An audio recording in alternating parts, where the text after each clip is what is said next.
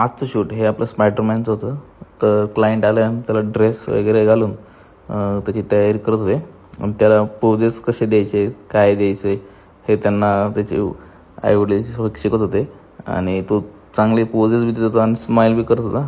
तुम्ही बघू शकता पोज बी चांगली देत होता. फुल तयारी झाली त्याची, पोज कुठली द्यायची, काय द्यायची. त्याला स्पायडरमॅन हा खूप आवडतो म्हणून तो स्पायडरमॅनची थीमवर शूट करत होता.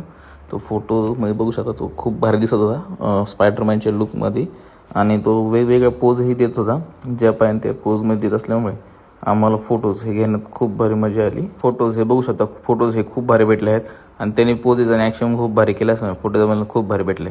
दुसरे शूट हे आम्हाला फॅमिली शूट होते. फॅमिली शूट कंप्लीट झाल्यानंतर त्यांचं 3 वर्षाच्या मुलाचं बी शूट करत होतं. तर त्याचा बड्डे असल्यामुळे त्याचं शूट करायचं होतं. तर ते शूट कंप्लीट केल्यानंतर तिसरं शूट हे 1 इयर बेबीचं होतं. तर 1 इयर बेबीचा पियानो सेटअप आपण लावलेला होता. तर ह्याच्यामध्ये बघू शकता खूप शांत बसली होती, थोडीफार रडली, पण नंतर फोटोज दिले आम्हाला, खूप भारी फोटोज दिलेत. तिच्या आईवडिलांनी हसत सांगितलं, खूप मेहनत घेतली कारण ती स्माईलच करत नाही. थोडेफार तिला हसवण्यासाठी खूप वेगवेगळ्या टेक्निक्स यूज केल्यात, तेव्हा तिने कुठेतरी भारी स्माईल दिली आणि ते फोटोज भेटले. दुसरी थीम ही बीचची थीम होती. तर बीचच्या थीममध्ये बसल्यानंतर ती स्टार्टिंगपासूनच स्माईल करत होती, त्यामुळे आम्हाला खूप भारी फोटोज भेटले.